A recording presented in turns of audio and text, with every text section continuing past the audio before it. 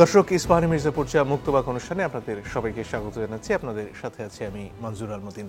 আজকে 5ই আগস্ট, এই দিনে আমরা মুক্তি পেয়েছিলাম স্বৈরাচারের হাত থেকে। তা স্মৃতিচারণ এক বছর কেমন কাটলো এই সব কিছু নিয়ে কথা বলতে চাই এবং সর্বোপরি কথা বলতে চাই জুলাইয়ের অঙ্গীকার নিয়ে। 4জন সম্মানিত অতিথি থাকছেন আজকে আমাদের সাথে। আছেন জনাব আশরাফ কায়সার, সিনিয়র সাংবাদিক। আছেন জনাব শিশির মনির, তিনি বাংলাদেশ সুপ্রিম কোর্টের আইনজীবী। এবং আছেন জনাব আরিফুল ইসলাম আদিব, তিনি সিনিয়র যুগ্ম আহ্বায়ক, জাতীয় নাগরিক পার্টি। সরাসরি আমাদের সাথে যুক্ত হয়েছেন জনাব সৈয়দ ইমরান সালেহ প্রিন্স, তিনি যুগ্ম মহাসচিব, বিএনপি। আপনাদের সবাইকে স্বাগত আমাদের এই অনুষ্ঠানে। শুরুতেই আদিব, আপনার কাছে আসতে চাই। গত বছর 5 তারিখ চ্যানেল 24-এ আপনাদের আশা পড়েছিল এবং সেখানে বসেই আমাদের অন্য পাশের যে স্টুডিও, সেখানে সমন্বয়করা বসেছিলেন বৈষম্য বিরোধী ছাত্র আন্দোলনের, এবং সেই ঐতিহাসিক ঘোষণা আপনারা দিয়েছিলেন তখন। ওই প্রেক্ষাপটটা একটু শুনতে চাই এবং তারপরে অন্যান্য আলোচনায় আসবো। আপনাকে ধন্যবাদ, এবং একই সাথে আমার সহ আলোচক, সিনিয়র আলোচকরা আছেন এবং অনলাইনে যুক্ত আছে, সবাইকে ধন্যবাদ জানাই। এবং একই সাথে 5ই আগস্টের জাতির মুক্তির দিনের 1 বছর পূর্তি, এবং 5ই আগস্টের দিন আসলে স্মরণ করলে মানে এটা একটা স্বপ্নের মতন আর কি, যে অন্তত প্রাথমিক মুক্তি হয়েছে, দেন পরবর্তীতে রাষ্ট্রের বিভিন্ন ভাবে পরিচালিত হয়েছে, সেটার নানাবিধ আলোচনা আছে, কিন্তু মুক্তির এটাই একটা বড় আনন্দ আর কি।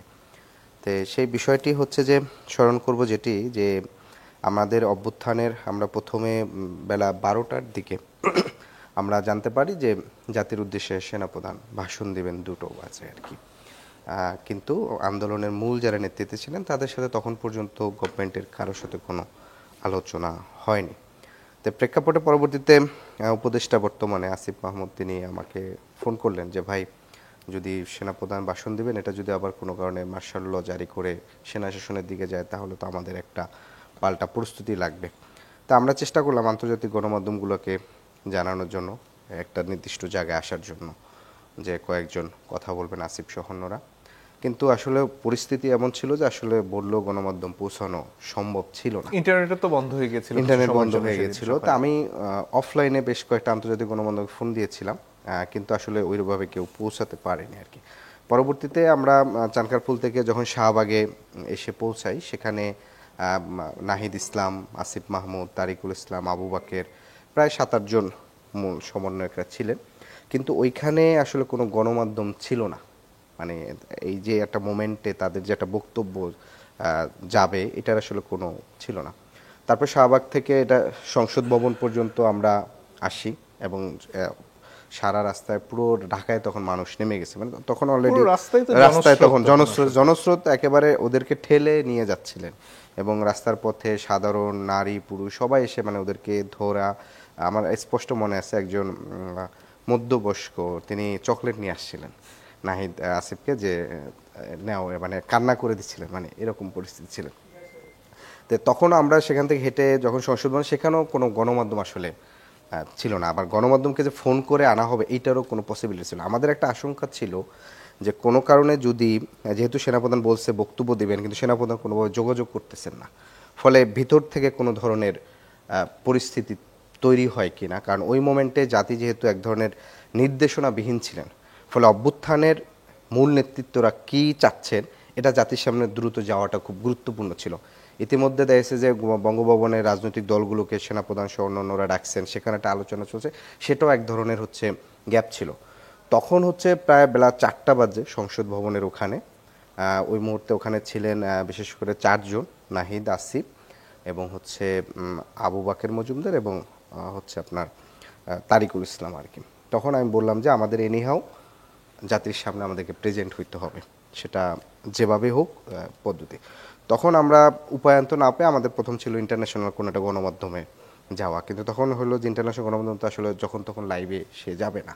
তো যেহেতু সংসদ ভবনের কাছে নিউজ চ্যানেল হিসাবে ধরেন এখানে সময় ছিল, অন্য ছিল, কিন্তু আসলে বিগত সময়ে অন্য গণমাধ্যমগুলোর ভূমিকার কারণে ওগুলো আসলে প্রশ্নবিদ্ধ ছিল। তো চ্যানেল 24 কাছে থাকার কারণে মূলত আমাদের মনে হয়েছে যে আমরা অন্তত দ্রুত গিয়ে একটা ডিরেকশন, অন্তত সেনাবাহিনীর ডিরেকশনের পূর্বে হচ্ছে আন্দোলনের মূল যারা নেতৃত্ব তাদের ডিরেকশনটা যাওয়া প্রয়োজন, এবং হচ্ছে কোথায় আমরা মিলিত হব, কারণ তখনও সকল সমন্বয়কদের সাথে আসলে যোগাযোগ করা সম্ভব ছিল না। তো তখনই আমরা 5 জন মিলে সিদ্ধান্তটা হয়েছে যে আমরা এনিহাও তা আমরা এখানে মাস্ক পরে হেঁটে মূলত এখানে আসা। আর যেহেতু এই প্রতিষ্ঠানটা আমার পূর্বের কর্মস্থল ছিল, ফলে একটা কিছুটা কনফিডেন্স ছিল যে গেলে হয়তো করা যাবে। তবে আমরা এখানে পৌঁছানোর পরেও কিন্তু প্রায় 1 ঘন্টা সময় লাগছে। আরো অনেকে তো তখন আসলেন, তখন হ্যাঁ, অনেক মানে সময় লাগছিল বলতে কি চ্যানেল 24 কর্তৃপক্ষ তখন একটা দ্বিধায় ছিলেন যে আসলে এই মুহূর্তে লাইভে নেবেন ডিজিএফআই কিভাবে কিংবা হচ্ছে অন্যরা কিভাবে, এবং আমার মনে আছে এখন আমাকে বলছিলেন যে তাকে ফোন দিচ্ছে অলরেডি যে কি হয় না হয়। শেষ মুহূর্তে তারা রাজি হয়েছেন এবং সেখানে প্রথম আর কি এটা যাওয়া হয়েছে। তো ফলশ্রুতিতে এটা অনেকেরই প্রশ্ন আছে যে ঘোষণাটা আসলে মাঠ থেকে হওয়া এবং হচ্ছে সেটা দিতে পারলে আরো ভালো হতো, কিন্তু আমাদের আসলে ওখানে মূল জিনিসটা ছিল যে আপনার হচ্ছে মূল জাতির সামনে হাজির হওয়া। এখানে একটু জাস্ট 1 মিনিট একটু নিচ্ছি, সেটা হচ্ছে যে 4টার দিকে সংসদ ভবনের সামনে নাহিদ ইসলাম প্রায় 5 মিনিটের একটা বক্তব্য দিয়েছে। সেখানে তিনি স্পষ্ট করে আজকে যে ঘোষণাপত্রে যেটা আসছিল যে এই আন্দোলনে যারা শহীদ হয়েছেন এরা জাতীয় বীর, একই সাথে গত 15 বছরে যারা লড়াই সংগ্রাম করেছেন, জীবন দিয়েছেন, তাদেরকেও শ্রদ্ধার সাথে আমরা স্মরণ করছি এবং আমরা একটি ফ্যাসিবাদী ব্যবস্থা বিলোপের জন্য এই যে গুরুত্বপূর্ণ ঘোষণাটা ওই মোমেন্টের কিন্তু এটা কিন্তু ধরেন কোনো টেলিকাস্ট কিংবা হচ্ছে হওয়ার ওইভাবে ওই সময় কোথাও ইন্টারনেট পাওয়াটাও খুব মানে কোনো কিছু ছিল না। আমার মনে পড়ে একটা লাইভ করা হলো, তখন তানজিমুদ্দিন স্যার সহ আমি ছিলাম, যাতে সংঘাত না হয় সেটার জন্য কিন্তু আমাকে তানজিম স্যার মানে পুরো একটা ডিরেকশন দেওয়াটা খুব গুরুত্বপূর্ণ ছিল আর কি। আসবো আবারও ফিরে আপনার কাছে। এই ফাঁকে জনাব প্রিন্স আপনার কাছে আসতে চাই। দীর্ঘ সংগ্রাম আপনাদের জন্য, বিশেষত বিএনপি যে নির্যাতনের মধ্যে ছিল 15 বছর ধরে, তারপরে এই মুক্তি এলো, আজকে ফিরে গেলে কোন সময়টার কথা বেশি মনে হয়, কোন ঘটনাটার কথা বেশি মনে হয়? একটু আনমিউট। জি, এখন শুনতে পাচ্ছি। জি জি, শুনতে পাচ্ছি। প্রথমে আমি গণ অভ্যুত্থানের বর্ষপূর্তি উপলক্ষে আমি আপনাদেরকে শুভেচ্ছা জানাচ্ছি, দর্শক শ্রোতাদেরকে শুভেচ্ছা জানাচ্ছি। তো আজকে অবশ্যই একটা ঐতিহাসিক দিন, 5ই আগস্ট জাতি ফ্যাসিবাদ থেকে মুক্তি পেয়েছিল। এবং আপনি বলেছেন যে দীর্ঘ সংগ্রামের মধ্য দিয়ে আমরা একটা পর্যায়ে যাচ্ছিলাম, যে এই সংগ্রামটা আমাদের ছিল দমন নিপীড়নের বিরুদ্ধে, গণতন্ত্রকে ফিরিয়ে পাওয়ার আকাঙ্ক্ষার যে সংগ্রাম। এবং এই সংগ্রাম করতে গিয়ে আপনারা জানেন যে আমাদেরকে চরম দমন নিপীড়নের মধ্যে পড়তে হয়েছে।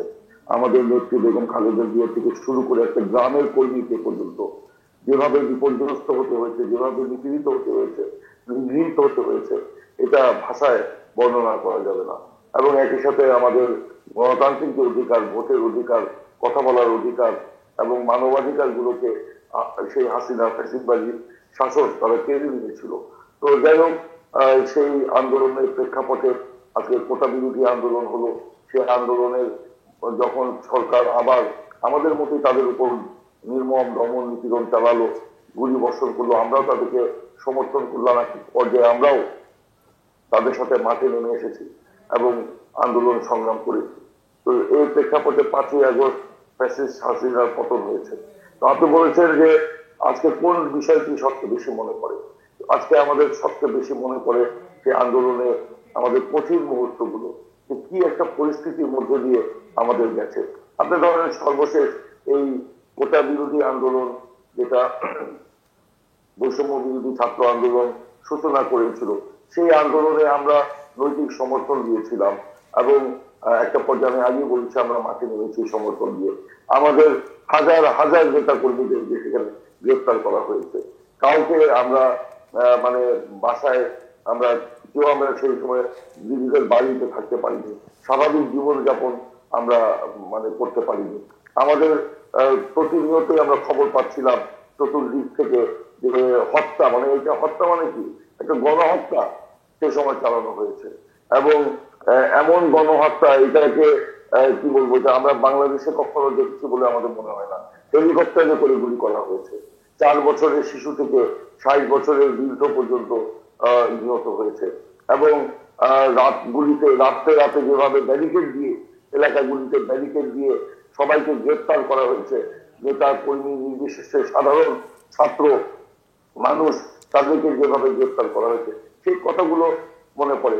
আমরা নিজেরাও আক্রান্ত হয়েছি, আমাদের বাড়িতে বারংবার আপনার মানে পুলিশ, র্যাব, আপনার গোয়েন্দা লোকজন গিয়েছে আমাদেরকে না পেয়ে পরিবার পরিজনকে হেনস্থা করেছে, এমনকি বাড়ির যে গার্ড, দংশ প্রহরী, তাদেরকেও শারীরিকভাবে প্রহার করা হয়েছে আমাদেরকে না পেয়ে। তো এরকম একটা বিপর্যস্তকর পরিস্থিতির মধ্যে দিয়ে আমরা তখন গিয়েছি, এই কথাগুলো খুব বেশি করে মনে পড়ে। অনেক ধন্যবাদ। একই প্রশ্ন শিশির মনির আপনার জন্য, যে এই 5 তারিখ পর্যন্ত যে পথ পরিক্রমা এর আগের দীর্ঘ সংগ্রামের, তার কোন অংশটা আপনার কাছে সবচেয়ে গুরুত্বপূর্ণ মনে হয়? আমার কাছে সবচেয়ে গুরুত্বপূর্ণ মনে হয় এখন যিনি এনসিপির সেক্রেটারি আক্তারকে ধরে নিয়ে গেলেন, আমাকে ফোন করে খবর পাঠালো যে আমি যেন কোর্টে যাই তার পক্ষ হয়ে। নিম্ন আদালতে গেলাম, গিয়ে দেখি আক্তার কাঠগড়ায়, তার হাতে হাত করা পরানো, সাথে আরেকটা ছেলে আছে, তার গায়ে রক্ত। ম্যাজিস্ট্রেট সাহেব আসলেন, আমি দাঁড়িয়ে রাজবন্দির জবানবন্দি পড়ে শুনলাম নজরুলের। ম্যাজিস্ট্রেট সাহেবকে, এক মহিলা ম্যাজিস্ট্রেট, তিনি আমার দিকে হা করে তাকায় রইলেন অনেকক্ষণ। তাকার পরে আমি পুরোটা পড়ে শোনালাম। যতক্ষণ পড়লাম ততক্ষণ পর্যন্ত তিনিও দেখলাম যে আর কোনো চোখের পলক ফেলছেন না। এদিকে আক্তার হাঁ করে তাকায় রইল। আমার কাছে তখন মনে হচ্ছিল আর খুব পটেনশিয়াল বয়, এরা একদিন এমন কিছু করবে, এদেরকে আসামি হিসেবে ট্রিট করা উচিত না, রাজবন্দী হিসেবে ট্রিট করা উচিত। এবং আরেকটা ছেলে ছিল তার সাথে, তার বাঁ পায়ে দেখলাম রক্ত পড়তেছে। আক্তার এবং ওই ছেলেটাকে একসাথে বাঁধা, একজনের হাত করার সঙ্গে আরেকজনের হাত করা লাগানো। তো তখন আমি আক্তারকে কোলাকুলি করতে গেলাম, একটা পুলিশ আমাকে বাধা দিল। তা আমি ডকে ঢুকতে গেলাম, আমাকে বাধা দিল। আমি কোর্ট জজ সাহেবকে বললাম যে ওদের হাত থেকে হাত করা খুলে দেন, একটা বিশ্ববিদ্যালয়ের ছাত্র, আপনি হাত করা পরে এখানে দাঁড় করেছেন কেন? আপনি ঢাকা হ্যাপেন্স টু বি যে জজ সাহেব তিনিও ঢাকা বিশ্ববিদ্যালয়ের আইনের ছাত্র ছিলেন। তো আমি ওকে বললাম আপনিও আইনের ছাত্র, আমিও আইনের ছাত্র, সেম ইউনিভার্সিটি, যাকে আসামি করছেন সেও আইনের ছাত্র, হাত করাটা খুলে দেন। তারপরে তিনি সম্মান দেখে হাত করাটা খুলে দিলেন। ওখান থেকে এইটা আমার বারবার মনে পড়ে। তারপরে আমি তাকে আগাই দিলাম, তাকে নিয়ে গেল। এরপরের দিন তাকে কোর্টে তুলে নেয়, ভার্চুয়ালি করা হয়েছে। ভার্চুয়ালি করার যুক্তি কি? ভার্চুয়ালি করার যুক্তি হলো তারা রিস্কি, তাদের মুভমেন্ট রিস্কি। দেন ভার্চুয়ালি পার্টিসিপেট করেছে জেল থেকে। আমি অনেক কিছু বলার পরে 7 দিনের রিমান্ড চেয়েছে, তারপরে আস্তে আস্তে 1 দিনের রিমান্ড মঞ্জুর করলো। 1 দিন তাকে রিমান্ডে নিয়ে গেল। It's very important. আরেকটা ইম্পর্টেন্ট মনে পড়ে, আমি একবার একটা মোবাইলে মেসেজ পাঠিয়েছিলাম। আমি আমার অন্য আইনজীবীদেরকে, একটা গ্রুপ ছিল, তো গ্রুপে আমি একটা মেসেজ পাঠিয়েছি। তো মেসেজ পাঠিয়েছি যে what we are doing for the betterment of the nation. That was the language of the message. পরের দিন ছিল শুক্রবার, তারপরের দিন শনিবার। শুক্রবার বিকাল 5:30টায় আমি দুপুরবেলা খেয়ে ঘুম থেকে উঠে আড়ংয়ে গেলাম। শনিবার সকালে একটা বিয়েতে যেতে হবে, এই জন্য একটা গিফট কেনার জন্য, আমাদের এক ফ্রেন্ডের ছোট বোনের বিয়ে। গিফট কেনার জন্য আমি আড়ংয়ের 5 তলায় উঠলাম। উঠে যখন গিফটটা কিনলাম, এটাকে প্যাকেট করতে দিলাম, এই সময় হঠাৎ করে আমার বাসা থেকে ফোন দিল যে আমার ঘর বাড়ি সব পুলিশে ঘিরে ফেলছে, র্যাব আসছে, পুলিশ আসছে, অনেক লোক আসছে, আমাদের বাসাটা ঘিরে ফেলছে। তো এটা বলার পরে আমার বাচ্চাটা আর আমার ওয়াইফ আমার সাথে, আমি ওদেরকে বললাম যে তোমরা বাসায় যাও, আর আমি বাসায় না গিয়ে অন্য জায়গায় যাই। তা আমি আমার মোবাইলটা অফ করলাম, করে নিচে নামলাম। নিচে নেমে আমি বাইরে গেলাম, গিয়ে আমার ওয়াইফের ভাই ছিল, তার সঙ্গে আমি গুলশানে গেলাম। গুলশানের সেখানে থাকলাম 3 দিন। থাকার পরে তারপরে আমি বাসা থেকে খবর পেলাম যে আমার বাসা র্যানসেং করা হয়েছে, এখানে বলা হয়েছে যে জঙ্গিদের বসবাস। এই কথা বলে যাকে আমি মেসেজ পাঠিয়েছিলাম তাকে অ্যারেস্ট করেছে, মোবাইল মেসেজে। তিনিও সুপ্রিম কোর্টের একজন আইনজীবী। তাকে অ্যারেস্ট করে জেলে নিয়ে যায়। 4 দিন পরে আমি হাইকোর্টে আসলাম, আগাম জামিন নিলাম, তারপরে বাসায় গেলাম। তো life was really very difficult. মানে ডিফিকাল্ট টাইম। নিজের মামলা কি নিজেই শুনানি করেছিলেন? না, তারপরে খন্দকার মাহবুব হোসেন, আমি ওনার জুনিয়র ছিলাম, দীর্ঘদিন ওনার সাথে কাজ করতাম, তিনি আমাকে কোর্টে নিয়ে গেলেন। একটা কোর্টে গেলাম, কোর্টে নেওয়ার পরে জজ সাহেব আমাকে দিকে একটু অবাক হলেন, অবাক হয়ে বললেন আপনাকে দাঁড়াইতে হবে না, আপনি বসেন। তা আমি বসলাম পিছনে। তারপর আগাম জামিন দিলেন 3 সপ্তাহের। আগাম জামিন নিয়ে তারপরে আবার সুপ্রিম কোর্টে মামলা করতে গেলাম। So this are really very, মানে এরকম প্রত্যেকেরই নিশ্চয়ই অনেক স্মৃতি। জনাব আশরাফ কায়সার, আপনার খুব ভালো করে মনে পড়বে এখানে বসেই আপনি 18 জুলাই বলেছিলেন যে এই আন্দোলন আসলে কোটায় সীমাবদ্ধ থাকবে না। তখন কি মনে হয়েছিল যে এত কম সময়ের মধ্যেই 36শে জুলাই পৌঁছাতে পারবো আমরা? তা মনে হয়নি।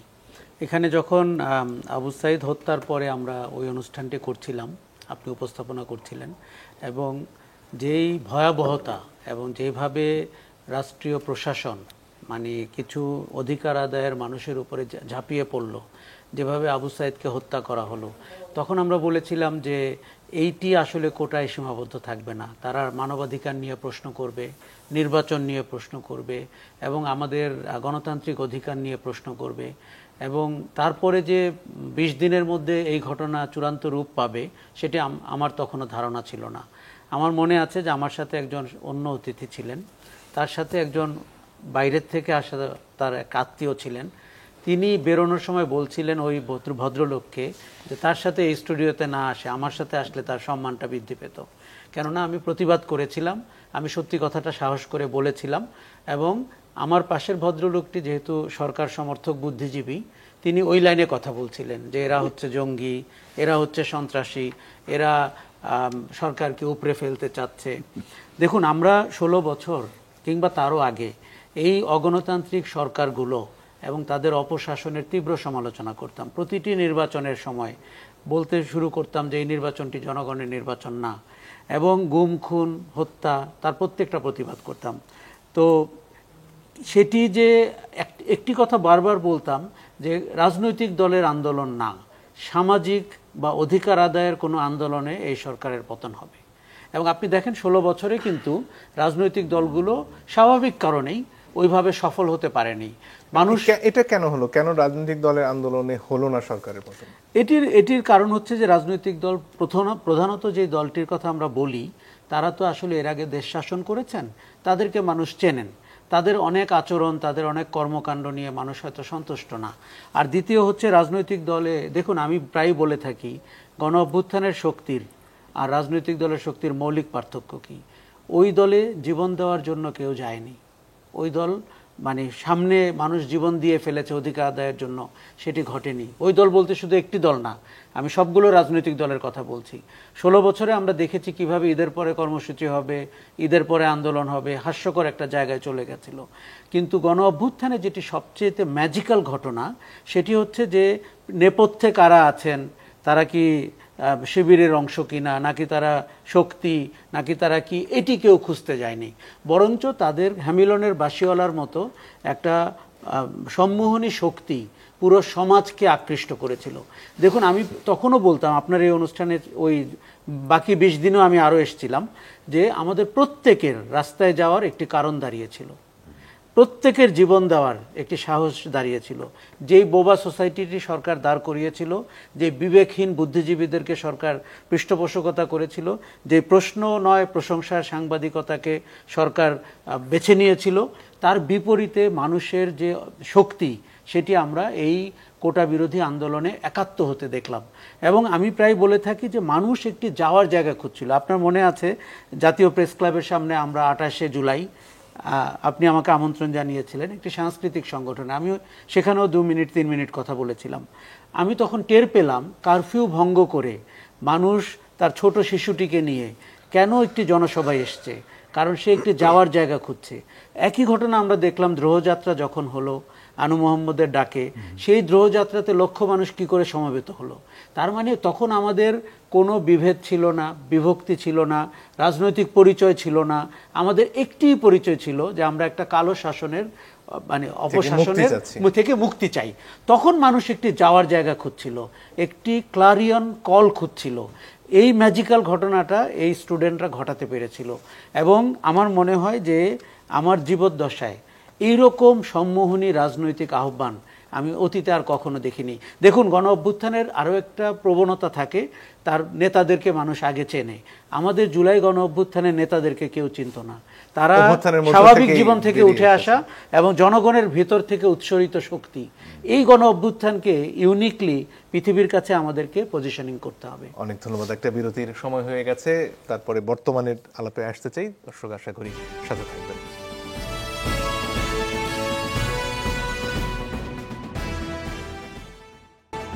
দর্শক, আপনারা দেখছেন ইস্পাহানি মির্জাপুর চা মুক্তবাক। আমরা ঘোষণাপত্র নিয়ে আলোচনা আসতে চাই। শিশির মনির, আপনাকে দিয়ে শুরু করব। সার্বিকভাবে কি মনে হলো আসলে ঘোষণাপত্রটি দেখে? ঘোষণাপত্রটির খসড়াও আগে দেখার সুযোগ হয়েছিল আমাদের, কিন্তু আজকে যা পড়া হলো আর খসড়ায় যে কিছু আলাপ আলোচনা হয়েছিল সে ফিডব্যাকগুলো মনে হয় এখানে ইনক্লুড করা হয়নি। তার মধ্যে দুটো জায়গা খুবই অবজেকশনেবল, যেটা সঠিক হয়নি বলে আমি মনে করি। তার মধ্যে একটা হলো, এখনকার সরকারকে তারা বলছেন, ঘোষণায় বলেছেন যে এটা হলো বাংলাদেশের সংবিধানের 106 অনুচ্ছেদ অনুযায়ী সুপ্রিম কোর্টের কাছে যে রেফারেন্স পাঠিয়েছিল সেই রেফারেন্সের আলোকে গঠিত সরকার। আরেকটা বড় কথা এখানে বলেছেন যে এটি হলো নিয়মতান্ত্রিক উপায়ে বিদ্যমান সংবিধান ও সকল রাষ্ট্রীয় কাঠামোর গণতান্ত্রিক সংস্কারের ব্যবস্থা। আমার বিবেচনায় এই দুটো খুবই অবজেকশনেবল কথা। আরেকটা আজকে দেখলাম নাই, যেটা ড্রাফটে ছিল, যে এটা 5 অগাস্ট 2024 থেকে কার্যকর বলে ধরে নেওয়া হবে। এই রেট্রোস্পেক্টিভ এফেক্টের এই জায়গাটুকু আজকে পড়ে নেই, ড্রাফট দেখি নাই কিন্তু সাউন্ডে শুনি নেই। ফলে ফার্স্ট যে কাজটা করেছেন এখানে, আমি বলবো এটা যারা ড্রাফট করেছেন, এটা মিস্টেক বলা ঠিক হবে না আমার কাছে, এটা সিরিয়াস একটা ফল্ট থেকে গেল। এই সরকারের জনগণের যে ম্যান্ডেট, যে অভিপ্রায়, will of the people, article 7 of the constitution, মূল ম্যান্ডেট যেটা জনগণের ম্যান্ডেট, এই জায়গাটাকে এখানে না রেখে 106 অনুপাতে গঠন করা সরকার, আমার তো মনে হয় একটা বড় ধরনের লোফুলি জায়গায় থেকে গেল। কিন্তু এটা তো ঐতিহাসিক বাস্তবতায় এখন যে সেইভাবেই তো 106 ধারা অনুযায়ী সুপ্রিম কোর্টের কাছ থেকে একটা রেফারেন্সের মাধ্যমে একটা পরামর্শ নিয়েই তো এরা শপথ নিলেন সংবিধানের অধীনে। তাহলে সেইটাকে কিভাবে এখানে মোকাবেলা করা যেত?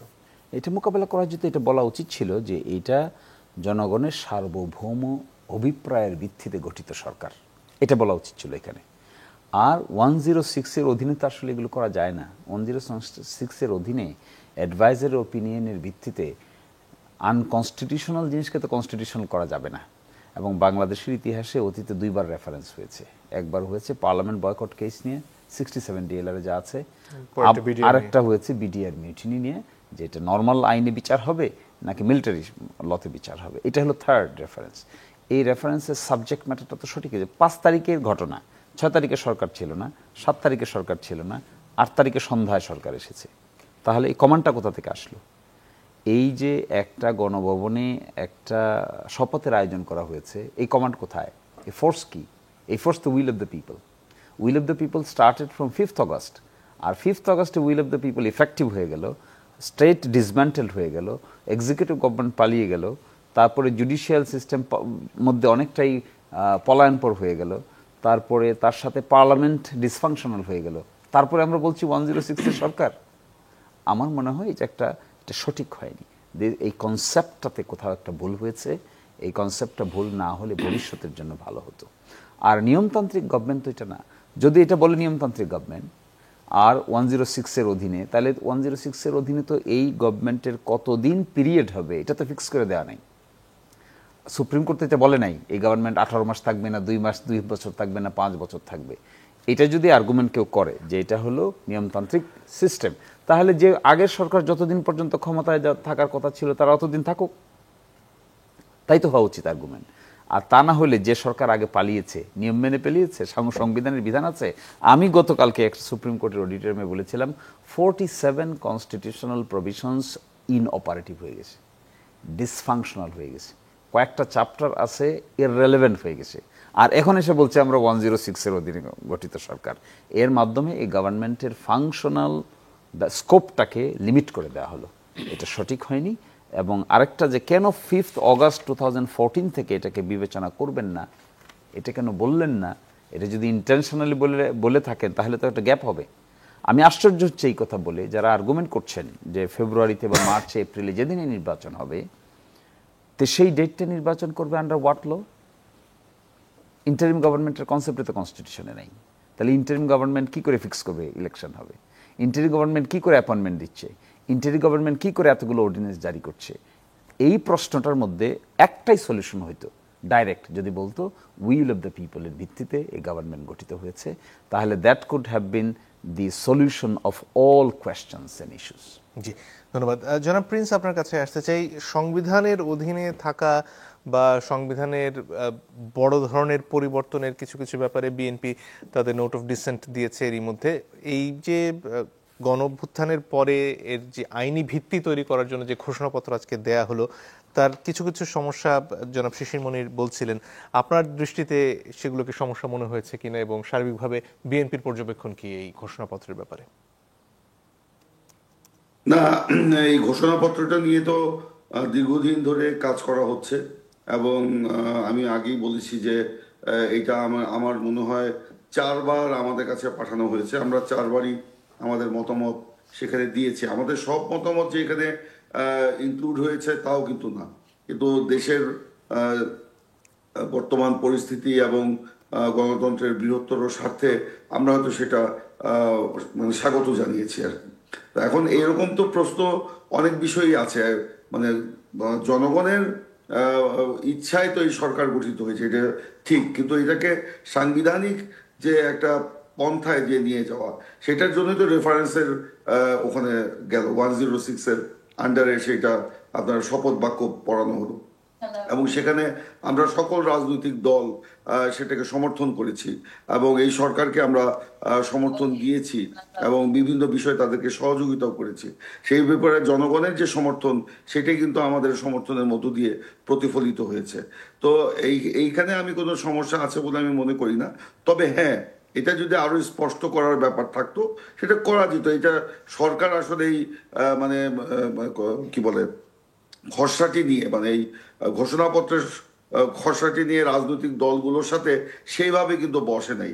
রাজনৈতিক দলগুলোকে পাঠানো হয়েছে, তারা সেটা আবার তাদের বক্তব্য সেখানে মতামত দিয়েছে, সেটা আবার সরকার সেখানে সমন্বয় করেছে, সমন্বয় করে সেটা তারা একটা ঘোষণাপত্র দিয়েছে। যেমন জুলাই সনদের ব্যাপারে রাজনৈতিক দলগুলোর মতামত, এবং সেখানে ঐক্য, আবার সেখানে যেখানে যেখানে ঐক্য হচ্ছে না সেখানে নোট অফ ডিসেন্ট দেওয়া, সেখানে সেভাবে কিন্তু সেগুলো এসছে। কিন্তু ঘোষণাপত্রের ব্যাপারে কিন্তু সেই মানে এক্সারসাইজটা করা হয়নি। সেখানে ওই কাগজ পাঠানো হয়েছে, সেই কাগজের উপরে আমরা মতামত দিয়েছি। আমাদের সকল মতামত যে এখানে প্রতিফলিত হয়েছে সেটাও আমরা বলছি না। তো যেহেতু আমি আগে বলেছি যে দেশ, জাতি, গণতন্ত্র এবং পরিস্থিতির স্বার্থেই আমরা সেটাকে স্বাগত জানিয়েছি। সার্বিকভাবে এই যে ঘোষণাপত্রের মূল যে বিষয়গুলো যেভাবে ইতিহাসের একটা ক্রমধারা তুলে ধরা হয়েছে, সেটার ব্যাপারে আপনাদের মতামত কি? আমরা তো সর্বশেষ যেটা পেয়েছি সেখানে আমাদের কিছু বক্তব্য, অবজারভেশন ছিল, এবং সেটাও আমরা দিয়েছি। এবং সর্বশেষ যেটা পাঠানো হয়েছে সেখানে কিছু ভাষাগত পরিবর্তনের কথা আমরা বলেছিলাম, সেগুলো আমলে নেওয়া হয় নাই। সেগুলো সেভাবেই ওনারা যেভাবে দিয়েছিলেন আমাদেরকে গত 29 তারিখে, সেইভাবে সেটা আজকে পঠিত হয়েছে বলে আমি জানতে পেরেছি। তারপরে আমরা এটাকে স্বাগত জানিয়েছি। হ্যাঁ, এখানে ইতিহাসের কিছু ক্রমধারা অনুযায়ী সেখানে বর্ণনা করা আছে, সেগুলি মোটামুটি ঠিকই আছে। তো সেখানে সেটা সংবিধানের 4th তফসিলে অন্তর্ভুক্তির ব্যাপারে আমাদের যে বক্তব্য, সরকারের বক্তব্য, সেটা মোটামুটি এক। তো সেখানে সেটা সংবিধানে সংযুক্ত হবে, এবং এটার একটা আইনি ভিত্তিও থাকবে। এবং এই মধ্য দিয়ে এই 24-এর যে গণ অভ্যুত্থান, এটাও একটা সাংবিধানিক যে অন্তর্ভুক্তি বা এটাকে একটা কাভার দেওয়া, সেটা আপনার দেওয়া হচ্ছে। এটা একদম, আপনিও একজন আইনজীবী, আপনি সেটা খুব ভালোভাবেই বুঝছেন বা জানেন। তো আমরা সেইভাবেই সেটা দেখতে যাচ্ছি। জি, ধন্যবাদ। জনাব আদিব, আপনাদের দলের পর্যবেক্ষণটা জানতে চাই ঘোষণাপত্র নিয়ে। আমাদের এখন পর্যন্ত আমরা দলীয়ভাবে এখনো কোনো স্টেটমেন্ট রেডি করিনি, কিন্তু প্রাথমিকভাবে একটি বিষয় ছিল যে আসলে তো ঘোষণাপত্র হবে কি হবে না এটা নিয়ে একটা আশঙ্কা ছিল। সরকার ইতিপূর্বে 2বার প্রায় কথা দিয়ে হচ্ছে শেষ পর্যন্ত করতে পারেননি। কেন করতে পারেননি, কোন কোন জায়গায় তার বাধাপ্রাপ্ত হয়েছে, সে বিষয়গুলো সরকার কিন্তু ব্যাখ্যা করেনি। তারপরও যেহেতু ঘোষণাপত্রটা আসছে, সেক্ষেত্রে এটাকে প্রাথমিকভাবে আমরা ইতিবাচক দেখছি, মানে অ্যাজ এ ঘোষণাপত্র হিসেবে। এবং সেখানে 4টি বিষয় উল্লেখ ছিল, সেটাও একটু পজিটিভ। এখানকার শহীদদের জাতীয় বীর বলা, এবং পরবর্তী শহীদ পরিবার, আহত যোদ্ধা এবং আন্দোলন নেতৃত্ব ওদেরকে আইনি সুরক্ষা দেওয়া, এটাও পজিটিভ এবং বিষয়। কিন্তু আমার কাছে, মানে আমার ব্যক্তিগতভাবে বেশ 3-4টা অবজারভেশন আছে। অনেকগুলো বিষয় শিশির ভাই বলছে, আমি সেগুলো রিপিট করব না। আমার কাছে যেটা মনে হচ্ছে যে আমাদের এখানে ব্রিটিশ বিরোধী লড়াইয়ে যে দীর্ঘ 190 বছরের যে লড়াই, এখানকার সেখানে মানুষের যে সংগ্রামটা ছিল, সেটা শুধুমাত্র এই যে এক লাইনের মধ্যে নিয়ে আসা, এটা আমার কাছে মনে হচ্ছে আরও একটু এটা গুরুত্বটা দেওয়া উচিত ছিল।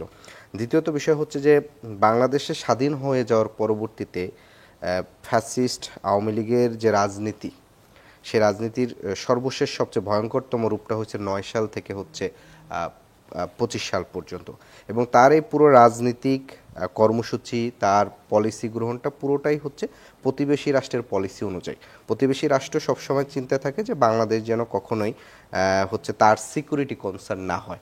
ফলশ্রুতিতে এই দলটিও দেখেছে যে সব সময় তার এখানকার এই রাষ্ট্রের যতগুলো সিকিউরিটি ইস্যু আছে সেগুলোকে দমন করার জন্য রাষ্ট্রীয় প্রতিষ্ঠানগুলো ধ্বংস করা, এখানকার বিশেষ করে পিলখানা হত্যাকাণ্ড, তারপর 2013 সালে শাপলা হত্যাকাণ্ড, এরপর আপনার 2021 সালে মোদি বিরোধী আন্দোলনের সময় যে একটা হত্যাকাণ্ড করেছে 27 জন। তো এই যে হত্যাকাণ্ডগুলো এবং 15 বছর ধারাবাহিকভাবে গুম খুন করছে, এবং যারা হচ্ছে জাতীয়তাবাদের পক্ষে স্ট্রংলি ভোকাল ছিল, আপনি তাদেরকে গুম করে তো মেরেই ফেলছে, সেটা ইলিয়াস আলী থেকে শুরু করে যাদেরকে। তো এই যে এইটাকে কিন্তু একটা সুন্দরভাবে একটা লাইনে আনতে পারতো যে এই সরকারের সময়, ফ্যাসিবাদের সময় 15 বছর ধরে আওয়ামী লীগের যেটা ছিল যে একটা তো রাষ্ট্রীয় ইন্টারনালি দমন, কিন্তু প্রতিবেশী রাষ্ট্রের কাছে স্বাধীনতাকে অরক্ষিত করা, সার্বভৌমত্বকে অরক্ষিত করার মতন যেটা পজিশনে নিয়ে গেছে, সেই জায়গার থেকে আমরা রক্ষা পাওয়ার ক্ষেত্রে কোনো ধরনের বিদেশি সহযোগিতা আমি বলবো না, মানে আমাদের ধরেন এখানে গণতন্ত্র উদ্ধারের জন্য, মানবাধিকার রক্ষণের জন্য অনেক পররাষ্ট্র পরাশক্তিগুলো নানা সময় মাথায় হাত বোলানোর চেষ্টা করছে, কিন্তু শেষ মুহূর্তে মুক্তিটা হয়েছে কিন্তু সকল জনগণের, ছাত্র শ্রমিক, মানে জীবন দিয়েছে শ্রমিকদের, 114 জন শ্রমিক এখানে জীবন দিয়েছে। ফলে এই যে সবাই সম্মিলিতভাবে যে মুক্তি পাওয়াটা, মানে মুক্তি পাওয়ার ক্ষেত্রে কিন্তু আমি কারো হচ্ছে ধরেন যে সহযোগিতা যে মুক্তি পেয়েছে বিষয়টাতে, এইটাকে একটা সুন্দরভাবে নিয়ে আসা যেত। আরেকটা গুরুত্বপূর্ণ বিষয় হচ্ছে আমাদের যে স্বৈরাচার বিধি 90-এর যে গণ অভ্যুত্থান হলো, সেখানে পরবর্তীতে আমরা দেখছি একটা রাজনৈতিক কমিটমেন্ট হয়েছে, যেটাকে আমরা 3 জোটের রূপরেখা বলি। সেই রূপরেখা কিন্তু পরবর্তী সরকার কিন্তু হচ্ছে আইনের শাসন, মানবাধিকার, সেটা কিন্তু ব্যর্থ হয়েছে। তো এইটা যে ব্যর্থ হলো সেই জিনিসটা কিন্তু আপনার এখানে বলে না, শুধুমাত্র বলে গেছে যে স্বৈরাচার বিরোধী আন্দোলনের পরবর্তীতে গণতান্ত্রিক ধারায় ফিরছে, রাষ্ট্র গণতান্ত্রিক ধারায় ফিরছে, কিন্তু আইনের সুশাসন, মানবাধিকার, আমাদের মুক্তিযুদ্ধের যে 3 মূলনীতি সেটা কিন্তু ছিল না। ফলশ্রুতিতে পরবর্তীতে সেটা কিন্তু এক মুহূর্তে 111 হয়ে একেবারে ফ্যাসিবাদের চূড়ান্ত রূপ হয়েছে।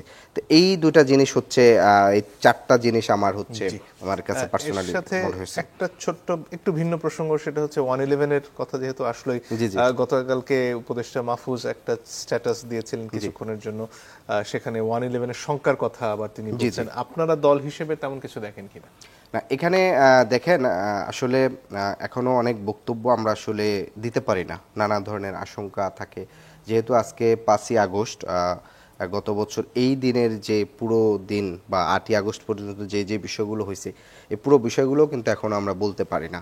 আমাদের রাষ্ট্র স্বাধীনতার পরবর্তীতে যতবার এই ধরনের চেঞ্জ হয়েছে, দেখেছে যে এখানকার সামরিকভাবেই মূলত এটা একটা সমাধান খুঁজছে। এবং আপনি দেখবেন ইন্টারেস্টিংলি যে 5ই আগস্ট ডিরেকশন কি ছিল, 2টা ডিরেকশন ছিল। একটা ছিল গণ অভ্যুত্থানের পক্ষ থেকে বলা হয়েছিল 24 ঘন্টার ভিতরে জাতীয় সরকারের রূপরেখা, আর একই টাইমে আপনি যদি বেশ কয়েকটি পত্রিকা দেখবেন, আমি নাম ধরে বলবো, কালের কণ্ঠ থেকে 2-3টি পত্রিকা, তারা সেনাপ্রধানের ছবিটা বড় করে দিছে যে অন্তর্বর্তী সরকারের রূপরেখা। তাহলে এই যে 6 তারিখ মানে ন্যাশনাল ডিরেকশনটা, মানে আমরা দ্রুত চ্যানেল 24 এসে লাইভে আসলাম, এটার কিন্তু অ্যান্সারটা এখানে পাওয়া যাবে যে নানা ধরনের ছিল। এবং পরবর্তীতে 6 তারিখ সকাল পর্যন্ত আমাদের সাথে কোনো ধরনের যোগাযোগ করে না অভ্যুত্থানের শিক্ষার্থীদের থেকে। 3টা কন্ডিশন দেওয়া হয়েছিল স্পষ্টভাবে, যে 3 কন্ডিশনের পরে শিক্ষার্থীরা চিন্তা বিবেচনা করবে। একটা ছিল হচ্ছে প্রফেসর ডক্টর ইউনূসকে প্রধান উপদেষ্টা হিসেবে মেনে নেওয়া, সংসদ বিলুপ্ত করে দেওয়া, এবং একই সাথে আরেকটা চতুর্থ দাবি ছিল রাষ্ট্রপতিকে অপসারণ, এইরকম একটা দাবি ছিল। কিন্তু ওইটা পরবর্তীতে যারা ছিলেন ওই মোমেন্টে সবাই সমঝোতা বা বোঝাপড়া একমত হতে পারে না। ফলে এই চেষ্টাটা ছিল, মানে কমান্ডিংটা নেওয়াটা, মানে ডিরেকশনটা যে এখানে কে দিবে। এবং আরেকটা গুরুত্বপূর্ণ বিষয় আমি আপনাকে বলি, 1 আগস্ট থেকে এখানকার যাদেরকে আমরা দীর্ঘ সময় এই 15 বছরের ফ্যাসিবাদ ইস্টাবলিশ করার ক্ষেত্রে আওয়ামী লীগের বয়ান, প্রতিবেশী রাষ্ট্রের বয়ান এবং তাদের বয়ানে ন্যারেটিভে যারা বুদ্ধিজীবিতা করছে এরা অনেকে অ্যাক্টিভ হয়েছিল। ফলশ্রুতিতে 1 আগস্ট থেকে যখন ইন্ডিয়া দেখছিল যে এখানকার গভর্নমেন্টটা চেঞ্জ হয়ে যাবে, ফলশ্রুতিতে তার অল্টারনেটিভ মানে সেমি ধরেন হচ্ছে বি টিম বলেন সি টিমের মাধ্যমে নেক্সট গভর্নমেন্টের লিডারশিপটা নেওয়া, নেতৃত্বটা নেওয়া, এটারও একটা চেষ্টা ছিল। ফলশ্রুতিতে নানা ধরনের এই চেষ্টাগুলো কিন্তু এখনো চলমান আছে। জি, ধন্যবাদ। জনাব আশরাফ কায়সার, আপনার কাছে এই দুটো প্রসঙ্গেই আসতে চাই। আসলে এই যে নানান ধরনের আশঙ্কা, আজকের দিন ঘিরেও প্রচুর প্রচারণা, গুজব নিশ্চয়ই আপনার চোখে পড়েছে। এই যে এক ধরনের অনিশ্চয়তার মানে সম্ভাবনা তৈরি হয়, বিশেষত সামাজিক যোগাযোগ মাধ্যমে বা প্রচারণা হয়, সেটাকে আপনি কিভাবে দেখেন? আর এর পাশাপাশি আজকে প্রধান উপদেষ্টা ফেব্রুয়ারিতে রোজার আগেই নির্বাচন হচ্ছে সে কথাও ঘোষণা করলেন। বিএনপির তরফ থেকেও বলা হচ্ছে যে নির্বাচনের ব্যাপারে যে ধোঁয়াশা ছিল সেটাও কেটে গেছে। এখন কি আমরা নিশ্চিতভাবেই আসলে নির্বাচনের ট্রেনে উঠে পড়লাম কিনা? আমি আশা করি এবং আমি সেরকমটি ভাবতে চাই যে আগামীকালকে থেকে প্রধান উপদেষ্টা যেমন বলেছেন যে এই কাজে লেগে যাবেন বা আমাদেরকে লেগে যেতে হবে, কিন্তু আমরা বারবার এই ধরনের কথা শুনি কিন্তু পরে ফলো আপ দেখি না। ধরেন লন্ডনে যখন আপনি মিটিং করলেন তখনই কিন্তু ফেব্রুয়ারিতে নির্বাচন নিয়ে আলোচনা হলো, সেটি 3 মাস আগে। তাহলে কি আমরা 3 মাস আগেই ফেব্রুয়ারির একটি সময়কাল বলে দিতে পারতাম না? তাহলে তো নির্বাচন কমিশন তার মতো করে আগাতে পারতো, স্টেক হোল্ডাররা, পলিটিক্যাল পার্টি কাজ করতে পারতো তার মতো করে। আর সবচেয়ে ক্রিটিক্যাল হচ্ছে যে এই বেসামরিক প্রশাসন নিয়ে আপনি নির্বাচনের মতো একটি জটিল কাজ করতে পারবেন কি না, যেই প্রশাসনে 95% মানুষ এখনও গত শাসনের অংশ। সরকারটি এই জায়গাতে পদ পদবীর রদবদল ছাড়া কোনো ধরনের সংস্কার করেনি, এবং কেন তারা ব্যর্থ এর জবাব তাদেরকে দিতে হবে। আপনি পুলিশের দিকে একবার তাকান, পুলিশ যারা নাকি হত্যাকারী দল তাদের মধ্যে মাত্র 44 জনকে আপনি আটক করেছেন, যেখানে 2 লক্ষের মতো পুলিশ বা 1,80,000। কাজেই আমরা নির্বাচনের পূর্ব শর্ত হিসাবে শুধু সংস্কারের কথা বলছি না, যেই প্রশাসনিক ব্যবস্থাগুলো আপনার নেওয়া দরকার সেগুলো এখনও নেওয়া হয়নি। কাজে আগামীকালকে থেকে ধরেন নির্বাচন কমিশন নেমে গেল, একটি তারিখও ঘোষণা করলো, কিন্তু আমাদেরকে তো একটি নির্বাচনী পরিবেশ দাঁড় করাতে হবে। এবং আপনার মনে আছে কিনা প্রধান উপদেষ্টা বারবার বলছেন যে এটি একটি ইতিহাসের অনন্য নির্বাচন হতে হবে। এখন আমরা মুখের কথা এত শুনি, এত ব্রেকিং নিউজ, এত স্ক্রল, শেষ পর্যন্ত কথার গুরুত্ব এবং দাম কমে যাচ্ছে। কাজে আমি আশঙ্কা উড়িয়ে দিচ্ছি না। দেখুন, আপনার এখানে আসার আগে আমি একজনকে বললাম যে আমরা এখন নিশ্চিন্তে নির্বাচনের দিকে যাব কিনা, বলছেন যে একদমই না। কারণ আমরা অনেক সময় কথা এবং কাজের মিল দেখি না, এবং আমরা দেখতে পাই না যে এই প্রোগ্রেসগুলো হওয়া দরকার। ধরেন ঐক্যমত্য কমিশনে কিন্তু একটা নির্দিষ্ট মাত্রায় ঐক্যমত্য হয়েছে, তার আগেও তো আপনি অর্ডিন্যান্স করতে পারছিলেন, গত 3 মাস 4 মাস ধরে পারছিলেন। আমরা সেই পথে সরকারকে কেন এগুতে দেখি না? কাজেই আমরা মনে করি যে এই জায়গাগুলোতে সরকারকে অনেক বেশি নজর দিতে হবে।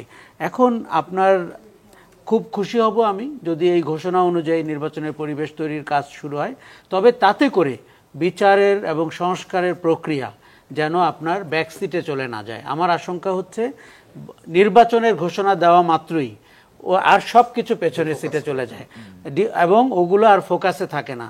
তখন আমরা অতীতেও দেখেছি, 2007-08-এও দেখেছি এবং 90 সালেও দেখেছি। এই যে দেখুন, রাজনীতিবিদদের নিজেদেরও বুঝতে হবে, তারা পাশ কাটিয়ে অনেক কিছু করার চেষ্টা করতে পারেন, আখেরে কিন্তু বিপদে তাদেরই পড়তে হয় এবং দেশকে বিপদে পড়তে হয়। কাজেই বিচারের যদি প্রক্রিয়া আপনি দেখেন, অগ্রগতি যদি আপনি দেখেন, আমি কিন্তু সন্তুষ্ট না যে গত 12 মাসে এই হচ্ছে অগ্রগতি।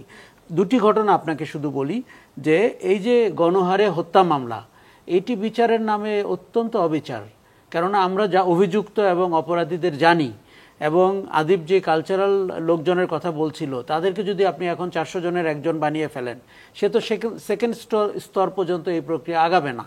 সে আপনার পাশের বাসায় চলে আসবে গরুর মালা নিয়ে যে উনি মুক্ত এবং স্বাধীন, উনি অপরাধ করেননি। এটি একটা সার্টিফিকেটের মতো কাজ করবে যে এই অপরাধীরা বলতে শুরু করবে যে আমাদেরকে তো তদন্ত বা বিচার করে কিছু পাওয়া যায়নি। কিন্তু গলতটা কিন্তু গোড়ায়, গলতটা হচ্ছে আপনি অপরাধ ধরে ধরে মামলা করছেন না, এবং এটি করে পুলিশ এবং বিচার বিভাগ যদি পার পেয়ে যায়, এটি বেইমানি করা হবে জুলাই অভ্যুত্থানের যারা নিহত হয়েছেন, শহীদ হয়েছেন, যারা আহত হয়েছেন তাদের সাথে। এখন আপনি এইবারের যে হত্যাকাণ্ড এবং গত 16 বছরের যে হাসিনা শাসনের অপরাধগুলো, গুম খুন এবং রাজনৈতিক ভিন্ন মতের মানুষকে বিচারের নামে আবার অবিচারও যেটা করেছে, এর যদি আপনি পুঙ্খানুপুঙ্খ তদন্ত না করেন তাহলে বাংলাদেশ কি পেল? বাংলাদেশ কিছুই ওইভাবে পেল না। দেখতে পেল এক নির্বাচন থেকে আরেক নির্বাচনে আমরা মুভ করলাম, বিচারের নামে গুটি কয় লোক, আপনি যাকে দুর্বল ভাববেন তাকে ধরে ফেললেন, যিনি সবল তার সাথে সমঝোতায় চলে গেলেন। এখন আবার রাজনৈতিক দলগুলোর মধ্যে প্রতিদ্বন্দ্বিতা শুরু হয়েছে, টাকা পয়সার বিষয় শুরু হয়েছে, নির্বাচনে প্রভাব প্রতিপত্তি দরকার, প্রার্থী দরকার, শিল্পপতি দরকার, এগুলো তো সব রিয়ালিটি। ফলে যার বিচার পাওয়ার কথা, যার জীবন গেছে, তার পরিবার কি পেল? ধরুন নতুন দল তার কিছু সমর্থক পেল, জামাতি ইসলামী দীর্ঘশ্বাস বা জোরে জোরে শ্বাস নেওয়ার মতো রাজনৈতিক পরিবেশ পেল, বিএনপি হয়তো 16 বছর বিপদে ছিল, এখন নির্বাচনের পথে হাঁটতে শুরু করলো। যার জীবন গেল সে কি পেল? সে তো এনাদের অংশ না, এই রাজনীতির অংশ না। যিনি আহত হয়েছেন, যিনি দৃষ্টিশক্তি হারিয়েছেন, সে কি পেল? এই সরকারকে নিশ্চিত করতে হবে। দেখুন, আমি সরকারের সুযোগ ছিল ঘোষণাপত্রে, দেখুন এই সরকারের বৈধতা এবং এক্সিস্টেন্সের প্রশ্ন কিন্তু খুব গুরুত্বপূর্ণ। আমরা তখন থেকে বলতে শুরু করছিলাম গণ অভ্যুত্থানের ম্যান্ডেটের চেয়ে বড় ম্যান্ডেট আপনার কি রয়েছে। কিন্তু তারা কিন্তু সংবিধানের আশ্রয় নেওয়ার চেষ্টা করেছে, ক্যান্টনমেন্ট বঙ্গভবন দৌড়াদৌড়ি করেছে, অদ্ভুত কিছু লোককে উপদেষ্টা বানিয়েছে। এটি গণ অভ্যুত্থান বেহাত হয়ে যাওয়ার প্রথম পর্ব।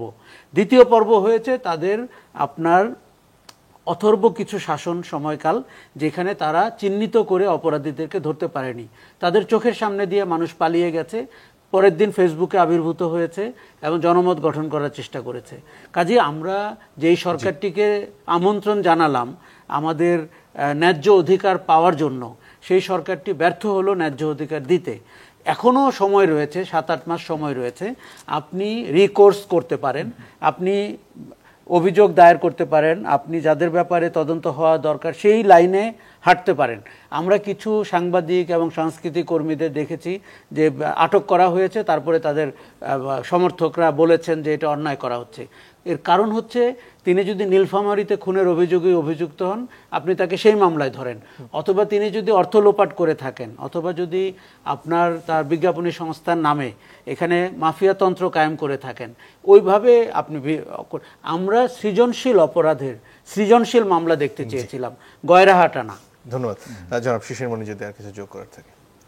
জি, এটাই এখানে ইম্পর্টেন্ট আর কি, যে আমি মনে করি এখনো যে সময় আছে, এখনো চাইলে অনেক কিছু সংশোধন করে ফেলা পসিবল, এবং এই সংশোধনীটি এমন করে করা উচিত যেন ভবিষ্যতে যে সরকারই আসুক আর যেভাবেই রাষ্ট্র কাঠামোটা গঠিত হোক না কেন, যেন এই জায়গাটা একটা শক্তিশালী ভিত্তির উপর দাঁড়িয়ে থাকে।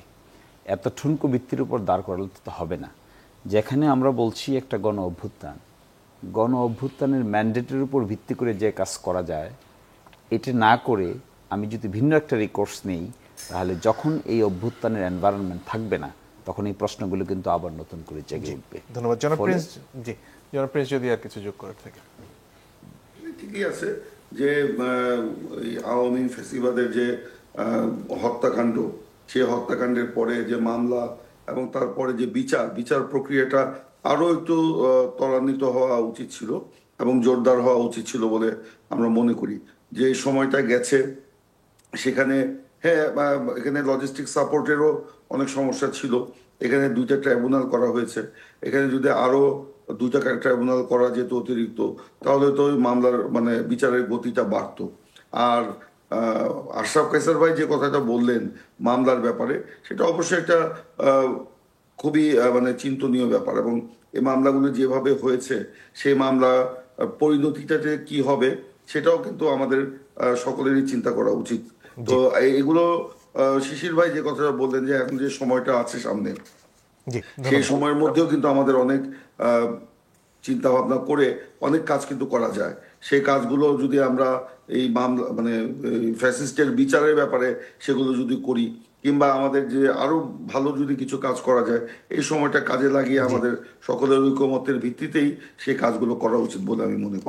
আর নির্বাচনের যে তারিখটা, যে সময়সীমাটা বলা হয়েছে, হ্যাঁ নির্বাচন তো একটা করতেই হবে, এবং সেটা যেন একটা প্রতিদ্বন্দ্বিতামূলক হয়, সেটা যেন গ্রহণযোগ্য নির্বাচন হয় এবং জনগণের অংশগ্রহণের ভিত্তিতে হয়, কারণ বিগত 15 বছরের আওয়ামী লীগ শাসনের আমলে জনগণ কিন্তু নির্বাচন থেকে মুখ ফিরিয়ে দিয়েছিল এবং নির্বাচনের জনাব নামে যে প্রিন্স, অনেক ধন্যবাদ। আসলে খুব বেশি সময় নেই, জনাব আদিব যদি আর কিছু যোগ করার থাকে। এখানে আমাদের কথা একটাই, সেটি হচ্ছে যে আমরা চাই অবশ্যই এটি গণতান্ত্রিক পরিবেশ ফিরিয়ে আসুক, কিন্তু এটি যেন কোনোভাবেই প্রি ডিসাইডেড আর্টিকুলেটেড কোনো হচ্ছে আপনার ইলেকশনের দিকে না যায়, যেটা আমরা 2008 সালে দেখেছি। আমরা 111 বলতে শুধু মাইনাস থিওরিটা বুঝি, কিন্তু 111টা হচ্ছে সকল শক্তিকে পাশ কাটিয়ে একটাকে নিরঙ্কুশ শক্তিশালী করে হচ্ছে আপনার হচ্ছে নীল নকশার মাধ্যমে হচ্ছে একটা ইলেকটেড করা, যেটা আপনার 18 সালে যেটা হয়েছে, যে ধরেন বিএনপি জামাত সবাই ইলেকশনে গেছে ঐক্যফ্রন্ট করে, কিন্তু আলটিমেটলি গিয়ে হচ্ছে আওয়ামী লীগের বৈধতা হয়েছে। ফলশ্রুতিতে এই যে একটা ইতিহাসের অভিজ্ঞতা, ফলে এনসিপি আগামীর ইলেকশনে এই অভিজ্ঞতা থেকে শিক্ষা নেবে। জি, জনাব আশরাফ হোসেন। আমি শুধু বলতে চাই, দেখুন আজকে আমরা একটি সুবিধাজনক অবস্থায় আছি বলে এই ঘোষণাপত্র যেন পক্ষপাত দুষ্ট না হয়, এই ঘোষণাপত্র যেন ইতিহাসের বিচারে টিকে থাকতে পারে।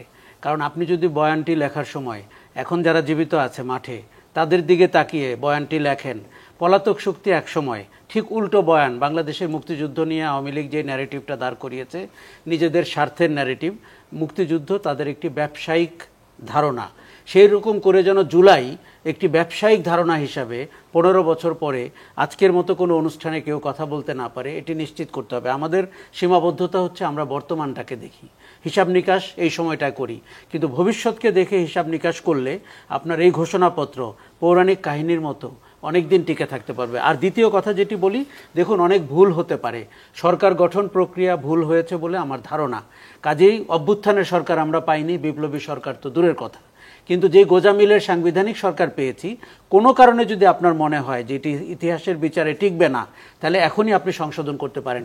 সংশোধন করা কিন্তু অন্যায় না, সংশোধন করা প্রোগ্রেসিভ মাইন্ডের পরিচয়। অনেক ধন্যবাদ। সনদের অধীনে আগামী নির্বাচন হওয়া উচিত, অতীতের সিস্টেমে হওয়া উচিত নয়। অনেক অনেক ধন্যবাদ আপনাদের সবাইকেই। দর্শক, আপনাদেরকে ধন্যবাদ যারা আমাদের সাথে ছিলেন এতক্ষণ। বিদায় নিচ্ছি আজকের মতো।